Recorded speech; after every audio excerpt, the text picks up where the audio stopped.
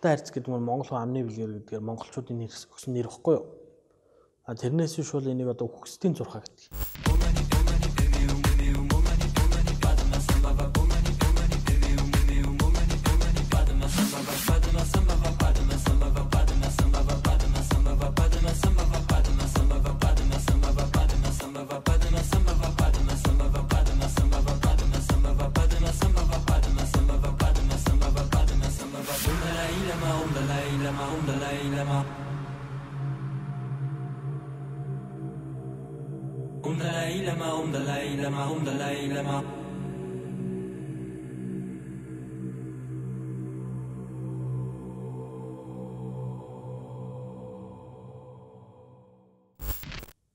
Үхсдийн зурхаа гэдэг маань юу гэхээр хүн ямар өдөр, ямар цагт, мөчид, ямар байдлаар энэ хорвоог өнгөрнө.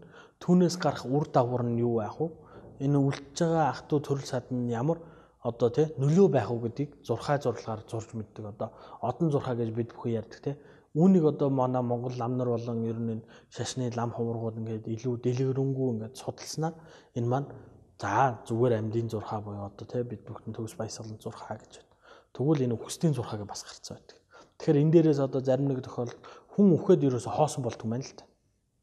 Тэр хүний оюун ухаан сэтгэл санаа үлддэг.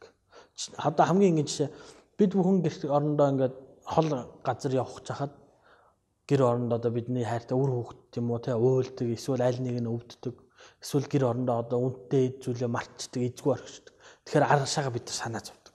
За гэр хулгай зэлгээ орчих үе үнд зүйлээ орхисон бол эсвэл энэ тэнд тэм зүйлээ орхисон бол алдчих үе гээчих үе гэж санаа зов. Гэр орон маргаан үсээд юм хүүхдүүд өөр хүүхдүүд юм ах トゥ төрөл сатай хоорондоо тавгүй байгаад тийм тохиолдол орхиол за нөгөө чи эвлэрсэн болов яасан бол гэж санаа зовдөг. Аль нэг нь уйлж унжаад юм уу ингээ хямраад ингээд явахт нь ингээд явбол за нөгөө өтг чи яасан бол гэсэн. Тэгэхээр хүний сэтгэл буюу сүнс ингэж оршиж байгаа болохоор нөгөө нэг ингээ махан бие буюу ингээ 5 махбодоос авсан бие организм хорвоод буцаагаад өгчөөд сүнсэн биетэйгээ үлдээд тэгэхээр ар гэрийнх нь юм нөлөө гарвал тэг сүнсэн бие нь эргэж тойрдог байх нь л сэтгэл санаа тавгуул. Түүнийг л одоо нөгөө лам багш нар те лам нар дээр очиж за ерөөлийн номнууд буюу одоо зөв ерөөл тавьж тэр сүнсийг зөв замд нь чиглүүлэх байна. За анхаарах ёстой юмнууд ямар нөлөө одоо нөлөөл энерги энгийнээр бол энергийн нөлөөл нь ямар байх вэ тэр болгоныг ингээд тэр ламнараар одоо зурхаагийн зурулаад нээдэг байна. Энэ бол арил дээр үеэс бид нар ингээд бий болгоод бичээд судлаад ирсэн юм зурхаа ёс баг.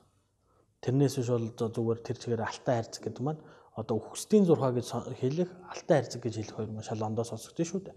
Тэгэхээр үүн дээр одоо ингээд хөгжсөн одоо бурхны шашны их баг 5 ухаан буюу нийт 10 ухааны нэг нь одоо энэ зурхаа ухаан гэж байна.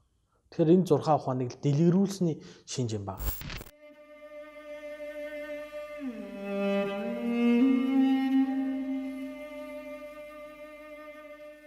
Цагийн жамыг тодруулагч цаасан шуу хэмээх сургаал. 3 эрдэнд итгэн хязгаар газрын нэгэн хүн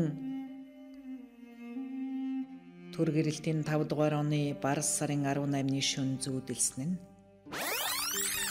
өөрийн бол нохойгооч болов өмөрн бусдын бол бурхныг ч болов орхин шав хүн ламаас ноёдыг илүү хүндлэн хөвгүн хураахаас тараахыг үйлдэн хүүхэн хүн эцэг эхээс эрийг илүү өргөн үнэн өгтөн омогтны тоонд орно башир өгтөн цэцний суудалд суун эд эвдэрхийг хайрлан эв эвдэрхийг үл хайрлан салал цаад гаслалдна учралдаад хууралцсан хүний муу хэлхээс айн сүнс зовхоос үл айн зововч хичээлийг малжин хоёрт гаргана сүсэггүй бол бурхныг шүтэж үл чадна бурхныг шүтэж эс чадвал зарилгийг дагж үл чадна зарилгийг эс дагвал ишийн эрдмийг үл олно